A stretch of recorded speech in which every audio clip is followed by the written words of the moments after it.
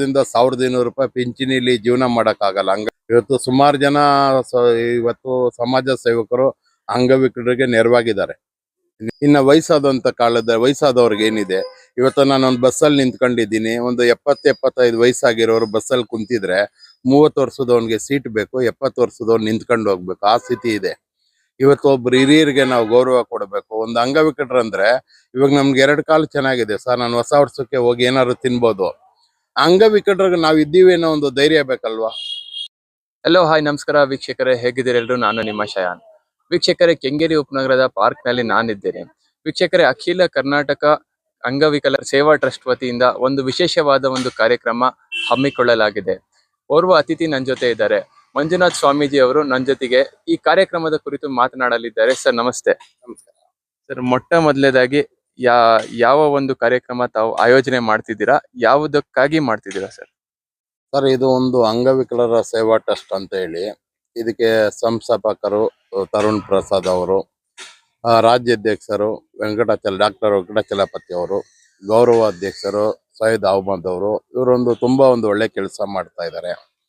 ಆ ಒಳ್ಳೆ ಕೆಲಸಕ್ಕೆ ನಮ್ದು ಒಂದು ಕೈ ಜೋಡಿಸ್ಬೇಕು ಅಂತೇಳಿ ಈ ಉದ್ದೇಶ ಏನು ಅಂತ ಕೇಳಿದಾಗ ತುಂಬಾ ಸಂತೋಷ ಆಯಿತು. ಯಾಕೆಂದ್ರೆ ಇವತ್ತು ಒಂದು ನಮ್ಮಲ್ಲಿ ಏನಾಗಿದೆ ಅಂದ್ರೆ ಹಿಂದೂ, ಮುಸ್ಲಿಮ್ಸು, ಕ್ರಿಶ್ಚಿಯನ್ಸು ಇವ್ರು 3 ಜನನು ಒಂದೇ ವೇದಿಕೆ ಮೇಲೆ ಕುಣಿಸಿ ಸನ್ಮಾನ ಮಾಡಬೇಕು. ಇವತ್ತು ರಾಜಕೀಯದವರ ಒಂದು ಓಟ್ಗೋಸ್ಕರ ಇವತ್ತು ಜಾತಿ ಮಧ್ಯದಲ್ಲೇ ತಾರತಮ್ಯ ಆಗಿದೆ. ನಾವೆಲ್ಲ ಒಂದೇ ಭಾರತೀಯರು ಅನ್ನೋ ಒಂದು ಕಾರ್ಯಕ್ರಮನ ನಡೆಸಬೇಕು ಅಂತ ಅಂದಾಗ ತುಂಬಾ ಸಂತೋಷ ಆಯಿತು. ಏನು ಈ ಕಾರ್ಯಕ್ರಮದ ವಿಶೇಷ ಅಂತ ನಾವು ಒಂದು ಕೇಳಿದಾಗ, ಒಂದು ಹಿಂದೂ, ಮುಸ್ಲಿಮ್ಸು, ಕ್ರಿಶ್ಚಿಯನ್ಸು ಧರ್ಮಗುರುಗಳನ್ನ ಒಂದು ವೇದಿಕೆ ಮೇಲೆ ತಂದು ಅವ್ರಿಗೊಂದು ದೊಡ್ಡ ಸನ್ಮಾನ ಮಾಡಬೇಕು. ಈ ಹೊಸ ವರ್ಷಕ್ಕೆ ನಾವೊಂದು ಹೊಸ ಭಾರತ ಕಟ್ಟಬೇಕು. ಯಾಕೆಂದ್ರೆ ಇವತ್ತು ಬಸವಣ್ಣ, ಅಂಬೇಡ್ಕರ್, ಬುದ್ಧ ಅವರು ಒಂದು ಸಾಧನೆನ ನಾವು ನೆನೆಸ್ಕೊಂಡು ಜೀವನ ಮಾಡೋಂಥ ವ್ಯಕ್ತಿಗಳು. ಇವರು 3 ಜನನು ಕರೆಸ್ತೀನಿ ಅಂದಾಗ ನನಗೆ ತುಂಬಾ ಸಂತೋಷ ಆಯಿತು. ಯಾಕೆಂದ್ರೆ ಇವತ್ತು ಯಾವುದೇ ಒಬ್ಬ ರಾಜಕಾರಣಿನ ಕೂಗಿದ್ರು, ನಾವು ತಿರುಪತಿಗೆ ಹೋಗ್ತೀವಿ, ಮಂತ್ರಾಲಯಕ್ಕೆ ಹೋಗ್ತೀನಿ ಅಂತಾರೆ. ತಿರುಪತಿಲಿ ತಿಮ್ಮಪ್ಪ ಓಟ್ ಹಾಕಿ ಇವ್ರನ್ನ ಗೆಲ್ಲಿಸಿಲ್ಲ, ಮಂತ್ರಾಲಯಲ್ಲಿ ರಾಘವೇಂದ್ರ ಗೆಲ್ಲಿಸಿಲ್ಲ. ಇವತ್ತು ಜನಪ್ರತಿನಿಧಿಗಳು ಗೆಲ್ಲಿಸಿದ್ದು. ಈ ಜನಪ್ರತಿನಿಧಿ ಮಧ್ಯದಲ್ಲಿ ನಿಂತ್ಕೊಂಡು ಏನಾದರೂ ಒಂದು ಹೊಸದಾಗಿ ಅವ್ರಿಗೆ ಹೊಸ ವರ್ಷದ ಪ್ರಯುಕ್ತ ಏನಾದರೂ ಮಾಡೋಣ, ಅವ್ರ ಕಷ್ಟ ಸುಖದಲ್ಲಿ ಭಾಗಿಯಾಗೋಣ ಅನ್ನೋ ವ್ಯಕ್ತಿ ನಮ್ಮಲ್ಲಿ ಇಲ್ಲ ಅನ್ನೋದು ಒಂದು ಬೇಸರ ಆಗಿದೆ. ಆದರೂ ನಮ್ಮ ಒಂದು ಡಾಕ್ಟರ್ ಚಲಪತಿ ಅವರು, ಈ ತರುಣ್ ಪ್ರಸಾದ್ ಅವರು ಈ ಒಂದು ಸಾಧನೆ ಮಾಡ್ತಾ ಇದ್ದಾರೆ ಅಂದಾಗ ನಮಗೊಂದು ಹೆಮ್ಮೆ ಆಯಿತು. ಇದರಲ್ಲಿ ಒಂದು 300 ಅಂಗವಿಕಲರಿಗೆ ರೇಷನ್ ಕಿಟ್ ಕೊಡುವಂಥ ಕಾರ್ಯಕ್ರಮ. ಇದು ಮೂಲ ಉದ್ದೇಶ ಏನಂದ್ರೆ, ದೇವಸ್ಥಾನಕ್ಕೆ ಹೋಗಿ ನಾವು 5,000 ಖರ್ಚು ಮಾಡಿ ಹೂನಾರ ಹಾಕಿಸಿದಾಗ ಅದರಲ್ಲಿ ನಮಗೆ ಭಾಗ್ಯ ಸಿಗುತ್ತೆ ಅಂತ ನಾವು ಅನ್ಕೊಳ್ಳೋ ಬದಲು ಅಂಗವಿಕಲರಿಗೆ ಒಂದು ರೇಷನ್ ಕಿಟ್ ಕೊಡುವಂಥ ಕಾರ್ಯಕ್ರಮ ಮಾಡೋಣ ಅಂತ ಅಂದಾಗ ತುಂಬಾ ಸಂತೋಷ ಆಯ್ತು. ಯಾಕೆಂದ್ರೆ ಹೊಸ ವರ್ಷದ ದಿನ 4 ಜನಕ್ಕೆ ಕೊಡುವಂಥ ಪದ್ಧತಿನ ಮಾಡ್ತಾ ಇದಾರಲ್ಲ ಈ ಟ್ರಸ್ಟ್ ಅವರು ಅಂತೇಳಿ ತುಂಬಾ ಸಂತೋಷ ಆಯಿತು.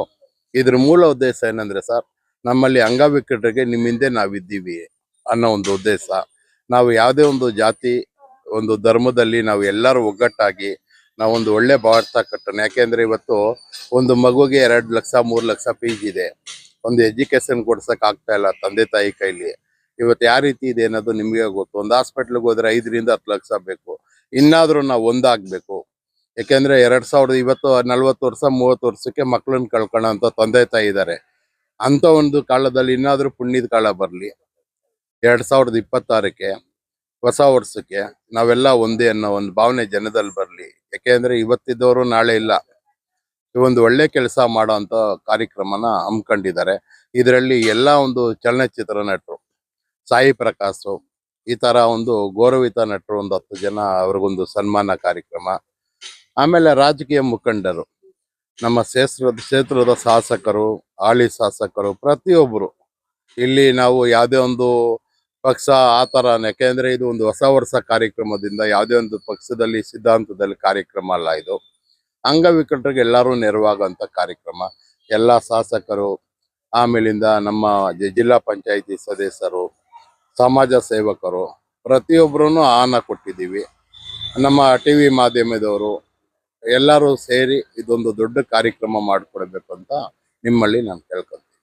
ಸರ್, ಸಾಕಷ್ಟು ಕಾರ್ಯಕ್ರಮಗಳನ್ನ ನಾವು ಕೂಡ ನೋಡಿದೀವಿ, ತಾವು ಕೂಡ ನೋಡಿರ್ತೀರಾ. ಆದ್ರೆ ಮೊದಲೇ ಲೈಕ್ ಫಸ್ಟ್ ಟೈಮ್ ನೋಡೋದಾದ್ರೆ ಅಂಗವಿಕಲರಿಗೆ ಒಂದು ವಿಶೇಷವಾದ ಒಂದು ರೇಷನ್ ಕಿಟ್ ಕೊಡ್ತಿದ್ದೀರಾ. ಯಾವ ಉದ್ದೇಶದಿಂದ ಕೊಡ್ತಿದ್ದೀರಾ ಸರ್? ಈ ಕಾನ್ಸೆಪ್ಟ್ ಹೆಂಗ್ ಬಂತು ಸರ್ ನಿಮ್ ಮೈಂಡ್ ಸೆಟ್ ಅಲ್ಲಿ?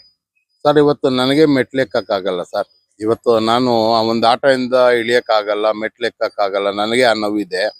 ಇನ್ನು ವಯಸ್ಸಾದವ್ರಿಗೆ ಏನಿದೆ, ಇವತ್ತು ನಾನು ಒಂದು ಬಸ್ಸಲ್ಲಿ ನಿಂತ್ಕೊಂಡಿದ್ದೀನಿ. ಒಂದು 70-75 ವಯಸ್ಸಾಗಿರೋರು ಬಸ್ಸಲ್ಲಿ ಕುಂತಿದ್ರೆ 30 ವರ್ಷದವನಿಗೆ ಸೀಟ್ ಬೇಕು, 70 ವರ್ಷದವ್ನು ನಿಂತ್ಕೊಂಡು ಹೋಗ್ಬೇಕು, ಆ ಸ್ಥಿತಿ ಇದೆ. ಇವತ್ತು ಒಬ್ರು ಹಿರಿಯರಿಗೆ ನಾವು ಗೌರವ ಕೊಡಬೇಕು. ಒಂದು ಅಂಗವಿಕಲರಂದ್ರೆ ಇವಾಗ ನಮ್ಗೆ 2 ಕಾಲು ಚೆನ್ನಾಗಿದೆ ಸರ್, ನಾನು ಹೊಸ ವರ್ಷಕ್ಕೆ ಹೋಗಿ ಏನಾದ್ರು ತಿನ್ಬೋದು. ಅಂಗವಿಕಲರಿಗೆ ನಾವು ಇದ್ದೀವಿ ಅನ್ನೋ ಒಂದು ಧೈರ್ಯ ಬೇಕಲ್ವಾ? ಆ ಒಂದು ಉದ್ದೇಶ ಇಟ್ಕೊಂಡು ನಾವು ಒಂದು ಕಣ್ಣು ಇಳಿದವ್ರಿಗೆ, ಒಂದು ಕಿವಿ ಕೇಳಿಸಿರೋಂಥವ್ರಿಗೆ, ಅವ್ರಿಗೆ ನಾವು ಒಂದು ಹೊಸ ವರ್ಷದಲ್ಲಿ ಕೊಟ್ಟಾಗ ಅವ್ರ ಜೀವನನೂ ಚೆನ್ನಾಗಿರ್ಬೇಕಲ್ವಾ? ಇವತ್ತು ಸರ್ಕಾರದಿಂದ 1200 ರೂಪಾಯಿ ಪಿಂಚಣಿಲಿ ಜೀವನ ಮಾಡೋಕ್ಕಾಗಲ್ಲ. ಇವತ್ತು ಸುಮಾರು ಜನ ಇವತ್ತು ಸಮಾಜ ಸೇವಕರು ಅಂಗವಿಕಲರಿಗೆ ನೆರವಾಗಿದ್ದಾರೆ. ನಿಮ್ಮಂಥವ್ರು ಪ್ರತಿಯೊಬ್ರು ನಿಮ್ ಕೈಲಿ ಆಗೋದಂಥದ್ದೆಲ್ಲ ಒಳ್ಳೆ ಕೆಲಸ ಮಾಡ್ಕೊಡ್ತಾ ಇದ್ದೀರಾ. ನಮ್ಮ ಈ ಟೆಸ್ಟ್ ಉದ್ದೇಶ ಏನಂದ್ರೆ ಅಂಗವಿಕಲರ ಏಳಿಗೆಗೆ ನಮ್ಮ ಗುರಿ ಅಂತ ಮಾಡಿರೋದು. ಒಂದು ಅಂಗವಿಕಲರಿಗೆ ಆಶ್ರಮ ಮಾಡಬೇಕು ಅನ್ನೋ ಉದ್ದೇಶದಲ್ಲಿ ಇವತ್ತು ರಾಜ್ಯಾಧ್ಯಕ್ಷರು, ಸಂಸ್ಥಾಪಕರು, ಗೌರವಾಧ್ಯಕ್ಷರು ಎಲ್ಲರೂ ಕೈ ಜೋಡಿಸಿ ನಮ್ಮ ಜನಪ್ರತಿನಿಧಿಗಳ ಹತ್ರ ಮಾತಾಡಿ ನಮ್ಮ ಒಂದು ಕ್ಷೇತ್ರದಲ್ಲಿ ಒಂದು ಅಂಗವಿಕಲರಿಗೆ ಒಂದು ಟೆಸ್ಟ್ ಮಾಡಿಕೊಡಿ. ಯಾಕೆಂದ್ರೆ ಇವತ್ತು ಅಂಗವಿಕಲರಿಗೆ ಇವತ್ತು ಎಲ್ಲಿ ರೋಡಲ್ಲಿ ನಾವು ಕೈಕಾಲು ಚೆನ್ನಾಗಿರೋರೆ ರೋಡಲ್ಲಿ ಕುಂತ್ಕೊಳಕ್ಕಾಗಲ್ಲ, ಅಂಗವಿಕಲರು ಎಲ್ಲಿ ಇರಕ್ಕಾಗುತ್ತೆ? ಸುಮಾರು ಮಾರ್ಕೆಟಲ್ಲಿ ನಾನು ಮಾರ್ಕೆಟಲ್ಲಿ ರಾತ್ರಿ ಹೊತ್ತು ಒಂದು 200-250 ಜನ ಅಂಗವಿಕಲರ ರೋಡಲ್ಲಿ ಮಲಗೋ ಸ್ಥಿತಿ ಇದೆ. ಅಂಥವ್ರಿಗೆ ಒಂದು ಸೂರು ಬೇಕಲ್ವಾ? ಸರ್ಕಾರ ಇವತ್ತು ಮಾಡದಿರೋ ಕೆಲಸ ಒಂದು ಟೆಸ್ಟ್ ಮುಖಾಂತರ ಮಾಡೋ ಅಂತ ಕೆಲಸ ಆಗ್ಬೇಕು ಅಂತ ಹೇಳಿ ನಿಮ್ಮಲ್ಲಿ ಕೇಳ್ಕೊಂತೀವಿ. ಕಾರ್ಯಕ್ರಮ ಎಲ್ಲಿ ಹಮ್ಮಿಕೊಂಡಿದ್ದೀರಾ, ಯಾವಾಗ ಹಮ್ಮಿಕೊಂಡಿದ್ದೀರಾ ಸರ್? ಸರ್, ಜನವರಿ 1ನೇ ತಾರೀಕು ಮಧ್ಯಾಹ್ನ 2:30 ರಾತ್ರಿ 9:30ವರೆಗೂ ಕಲಾಗ್ರಾಮ ಮಳ್ಳತ್ತಳ್ಳಿ. ಯಾಕೆಂದ್ರೆ ಇದು ರೋಡಲ್ಲಿ ಮಾಡೋಂಥ ಕಾರ್ಯಕ್ರಮ ಅಲ್ಲ, ಹೊಸ ವರ್ಷ ಇರೋದ್ರಿಂದ ಒಂದು ಧರ್ಮಗುರುಗಳನ್ನ ಕರೆಸ್ತೀವಿ, ಒಂದು ನಟ ನಟಿಯರನ್ನ ಕರೆಸ್ತೀವಿ, ಒಂದು ಒಳ್ಳೆ ವೇದಿಕೆಯನ್ನು ಬೇಕಲ್ಲ. ನಮ್ಮ ಕೆಂಗೇರಿಲಿ ನಾವು ಮಾಡಕ್ಕೆ ನಮ್ಮಲ್ಲಿ ಅಂತ ಒಂದು ಯಾವುದೇ ಒಂದು ವ್ಯವಸ್ಥೆ ಚೌಟ್ರಿಲಿ ಮಾಡಬೇಕು. 1.5 ಲಕ್ಷ ಕೊಟ್ಟು ಚೌಟ್ರಿಲಿ ಮಾಡೋ ಅಂತ ಕಾರ್ಯಕ್ರಮ ಮಾಡೋಕ್ಕಾಗಲ್ಲ. ರೋಡಲ್ಲಿ ಪೆಂಡಲ್ ಮಾಡೋಂಥದ್ದು ಇದು ರಾಜಕೀಯ ಕಾರ್ಯಕ್ರಮ ಅಲ್ಲ. ಅದಕ್ಕೆ ಒಂದು ರವೀಂದ್ರ ಕಲಾ ಕ್ಷೇತ್ರ ನಮಗೆ ದೂರ ಆಗುತ್ತೆ. ನಮ್ಮ ಕ್ಷೇತ್ರದಲ್ಲಿ ಯಾವುದೋ ಒಂದು ಆಡಿಟೋರಿಯಂ ಇಳ್ದಿರೋ ಕಾರಣ ನಾವು ಕಲಾಗ್ರಾಮನೇ ಆಯ್ಕೆ ಮಾಡ್ಬೇಕು ಸುತ್ತಮುತ್ತ ಇರೋರು. ಯಾಕೆಂದ್ರೆ ಅಲ್ಲಿದ್ದು ಗೋರ್ಮೆಂಟ್ ಆಗಿರೋದ್ರಿಂದ ಸ್ವಲ್ಪ ದುಡ್ಡು ಕಮ್ಮಿ ಆಗುತ್ತೆ. ನಾವು ರೋಡಲ್ಲಿ ಮಾಡ್ತೀವಿ ಅಂದಾಗ 1 ಲಕ್ಷ ಪೆಂಡಲ್ಗೆ ಹಾಕ್ಬೇಕಾಗುತ್ತೆ. 1 ಲಕ್ಷ ಪೆಂಡಲ್ ಹಾಕೋ ಬದಲು ಆ 1 ಲಕ್ಷನ ಒಂದು 100 ಜನಕ್ಕೆ ಅಂಗವಿಕಲರಿಗೆ ಇನ್ನಕ್ಕೆ ಇಟ್ಕೊಡ್ಬೋದಲ್ವಾ? ಅದರಿಂದ ನಾವು ಕಲಾಗ್ರಾಮದಲ್ಲಿ ಆಯ್ಕೆ ಮಾಡ್ಕೊಂಡಿದ್ದೀವಿ ಸರ್. ಸರ್, ಯಾವೆಲ್ಲ ವಿಶೇಷ ಅತಿಥಿಗಳನ್ನ ಯಾವ್ಯಾವ ಕ್ಷೇತ್ರದಿಂದ ಸನ್ಮಾನ ಮಾಡ್ತಿದ್ದೀರಾ ಸರ್? ಸರ್, ಇದರಲ್ಲಿ ಚಲನಚಿತ್ರ ನಟರಿಗೆ ಮಾಡ್ತಾ ಇದೀವಿ, ಆಮೇಲಿಂದ ಶಿಕ್ಷಕರಿಗೆ ಮಾಡ್ತಾ ಇದೀವಿ, ಉತ್ತಮ ಕಲಾವಿದರಿಗೆ, ಹಿರಿಯ ರಂಗಭೂಮಿ, ಆಮೇಲೆ ಹಿರಿಯ ಸಮಾಜ ಸೇವಕರು, ಆಮೇಲೆ ಒಂದು 80-85 ವಯಸ್ಸಾಗಿರೋಂಥ ವ್ಯಕ್ತಿಗಳನ್ನ ಗುರುತಿಸಿ ರೈತರಿಗೆ, ಇವ್ರಿಗೆಲ್ಲ. ಯಾಕೆಂದ್ರೆ ಇವತ್ತು ರೈತರು ನಮ್ಮ ದೇಶದಲ್ಲಿ ಬೆನ್ನೆಲುಬು. ಇವತ್ತು ಅವರು ಬೆಳೆದಿರೋದೇ ನಾವು, ಅವ್ರಿಲ್ಲ ಅಂದ್ರೆ ನಾವಿಲ್ಲ. ಇವತ್ತು ಈ ಒಂದು ಕಾರ್ಯಕ್ರಮ ಮಾಡ್ಬೇಕಂದ್ರೆ ರೈತರೇ ಮುಖ್ಯ ಅಲ್ವಾ? ಆ ರೈತರಿಗೆ ಒಂದು ಗೌರವ ಸಮರ್ಪಣೆ ಮಾಡೋಣ ಅಂತ ಹೇಳಿ ಆ ರೈತರಿಂದ ಹಿಡಿದು ಒಂದು ಆಟೋ ಡ್ರೈವರ್ ಇಂದ ಹಿಡಿದು ಪ್ರತಿಯೊಬ್ಬರನ್ನ ಆಯ್ಕೆ ಮಾಡಿದ್ದೀವಿ ಸರ್. ಇದರಲ್ಲಿ ಒಂದು 65 ಜನ ಸಾಧಕರನ್ನ ಆಯ್ಕೆ ಮಾಡಿದ್ದೀವಿ. ಅಂದ್ರೆ ಯಾವ ರೀತಿ ಆಯ್ಕೆ ಮಾಡಿದ್ದೀವಿ ಅಂದ್ರೆ ಅವ್ರೇನಾದ್ರೂ ಒಂದು ಸಮಾಜದಲ್ಲಿ ಒಳ್ಳೆ ಕೆಲಸ ಮಾಡಿರ್ಬೇಕು. ಪ್ರಶಸ್ತಿ ಅನ್ನೋದು ಒಂದು ಗೌರವವಾಗಿ ಕೊಡುವಂಥದ್ದು. ಆ ಕ್ಷೇತ್ರದಲ್ಲಿ ಒಳ್ಳೆ ಕೆಲಸ ಮಾಡಿರೋನು ಒಂದು 65 ಜನ ಪ್ರಶಸ್ತಿಗೆ ಆಯ್ಕೆ ಮಾಡಿದ್ದೀವಿ. ಒಂದು 25 ಜನ ಮುಖ್ಯ ಅತಿಥಿಗಳ್ನು ಕೂಗಿದ್ದೀವಿ. ಆಮೇಲಿಂದ ಇನ್ನೊಂದು ಇದ್ರಲ್ಲಿ ಏನಂದ್ರೆ ರಿಟೈರ್ಡ್ ಮಿಲಿಟರಿ ಆಫೀಸರ್ನೆಲ್ಲ ಕೂಗಿದ್ದೀವಿ, ಒಂದು 50 ಜನನ. ಸೊ ಗುರುಜಿ, ಲಾಸ್ಟ್ ಅಲ್ಲಿ ನೋಡುವ ವೀಕ್ಷಕರಿಗೆ ಏನ್ ಹೇಳ್ತೀರಾ? ಅವ್ರೇನಾದ್ರು ಸಹಾಯ ಮಾಡ್ಬೇಕಂದ್ರೆ ಹೇಗೆ ರೀಚ್ ಆಗ್ಬೋದು? ಸರ್, ಈ ಕಾರ್ಯಕ್ರಮಕ್ಕೆ ಯಾರೋ ಬೇಕಾದರೂ ಸಹಾಯ ಮಾಡ್ಬೋದು. ಸರ್ವರಿಗೂ ಸುಸ್ವಾಗತ ಅಂತ ಹಾಕಿದ್ದೀವಿ. ಈ ಕಾರ್ಯಕ್ರಮಕ್ಕೆ ಎಲ್ಲರೂ ಭಾಗಿಯಾಗಬೇಕು. ಎಲ್ಲರೂ ಬಂದು ಭಾಗಿಯಾಗಿ ಇವತ್ತು ಹೊಸ ವರ್ಷ ಸಂಭ್ರಮ ಸಡಗರ ಅಂತ ಹೇಳಿ ಕಾರ್ಯಕ್ರಮ ಮಾಡ್ತಾ ಇರೋದು. ಈ ಕಾರ್ಯಕ್ರಮದ ಉದ್ದೇಶನೇ ಸಂಭ್ರಮ ಸಡಗರ ಅಂತ. ಪ್ರತಿಯೊಬ್ಬರು ಭಾಗಿಯಾಗ್ಬೋದು. ಪ್ರತಿಯೊಬ್ಬರು ಒಂದು ಅವರು ಏನೇನಾಗುತ್ತೋ ಅವರು ವ್ಯವಸ್ಥೆ ಮಾಡಿ ಕೊಡ್ಬೋದು. ಇದು ಈ ಟ್ರಸ್ಟಿನ ಸಂಸ್ಥಾಪಕರು ತರುಣ್ ಪ್ರಸಾದ್, ರಾಜ್ಯಾಧ್ಯಕ್ಷರು ಡಾಕ್ಟರ್ ವೆಂಕಟಾಚಲಪತಿ ಅವ್ರನ್ನ, ಅವ್ರ ಫೋನ್ ನಂಬರ್ ಇರುತ್ತೆ, ಅವ್ರನ್ನ ಕಾಂಟ್ಯಾಕ್ಟ್ ಮಾಡಿ ಯಾರು ಏನ್ ಬೇಕಾದರೂ ಸಹಾಯ ಮಾಡ್ಬೋದು. ವೀಕ್ಷಕರೇ, ಇದಾಗಿತ್ತು ಮಂಜುನಾಥ್ ಗುರುಜಿ ಅವರ ಮಾತು. ಯಾರಾದ್ರೂ ಸಹಾಯ ಮಾಡ್ಬೇಕಂತ ಹೇಳಿದ್ರೆ ಕಾಂಟ್ಯಾಕ್ಟ್ ನಂಬರ್ ಡಿಸ್ಕ್ರಿಪ್ಷನ್ ಅಲ್ಲಿ ಹಾಕಿರ್ತೀನಿ. ತದನಂತರ ನ್ಯೂ ಇಯರ್ ಅಂದ್ರೆ January 1 ರಂದು ಕಾರ್ಯಕ್ರಮ ಹಮ್ಮಿಕೊಳ್ಳಲಾಗಿದೆ. ಸಾಕಷ್ಟು ಕ್ಷೇತ್ರಗಳಿಂದ ಗಣ್ಯರನ್ನು ಸನ್ಮಾನಿಸುವ ನಿಟ್ಟಿನಲ್ಲಿ ಈ ಒಂದು ಕಾರ್ಯಕ್ರಮವನ್ನು ಆಯೋಜನೆ ಮಾಡಿದ್ದಾರೆ. ತಪ್ಪದೆ ಎಲ್ಲರೂ ಭಾಗಿಯಾಗಿ ನಮಸ್ಕಾರ, ನನ್ನ ಹೆಸರು ತರುಣೇಶ್ವರ್ ಪ್ರಸಾದ್ ಅಂತ. ಈ ಸಂಸ್ಥೆಯ ಫೌಂಡರ್ ಮತ್ತು ಆ ಕಾರ್ಯಕ್ರಮದ ಆಯೋಜಕರು. ಸರ್, ಇವತ್ತು ತಾವು ಒಂದು ದೊಡ್ಡ ಮಟ್ಟದ ಕಾರ್ಯಕ್ರಮ ಹಮ್ಮಿಕೊಂತಿದ್ದೀರಾ. ಸೊ ಈ ಒಂದು ಕಾರ್ಯಕ್ರಮದಲ್ಲಿ ಯಾಕೆ ಎಲ್ಲಾ ಕ್ಷೇತ್ರದಿಂದ ಆಯ್ಕೆ ಮಾಡ್ಕೊಂಡಿದ್ದೀರಾ ಸರ್ ಗಣ್ಯರನ್ನ?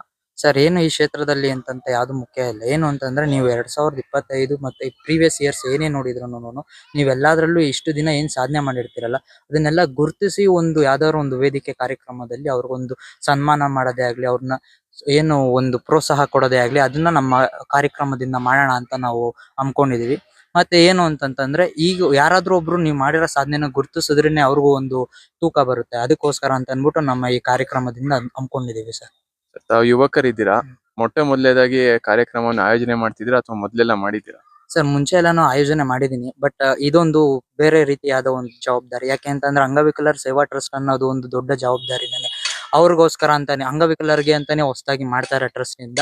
ಅವ್ರಿಗೆ ಇದೊಂದು ದೊಡ್ಡ ಜವಾಬ್ದಾರಿ. ಬಟ್ ನಾನೇನಂತ ಅಂದ್ಕೊಂಡಿದೀನಿ ಅಂತಂದ್ರೆ, ಇದನ್ನ ನಾನು ನೆರವೇರಿಸ್ತೀನಿ ಮತ್ತೆ ಪೂರೈಸ್ತೀನಿ ಅಂತ ನನ್ನ ತುಂಬಾ ಕಾನ್ಫಿಡೆಂಟ್ ಇದೆ ಸರ್. ನಿಮ್ ಕಾನ್ಫಿಡೆನ್ಸ್ ಹಾಗೂ ನಿಮ್ ಟ್ರಸ್ಟ್ ಎಲ್ರಿಗೂ ಒಳ್ಳೇದಾಗ್ಲಿ ಸರ್. Thank you sir.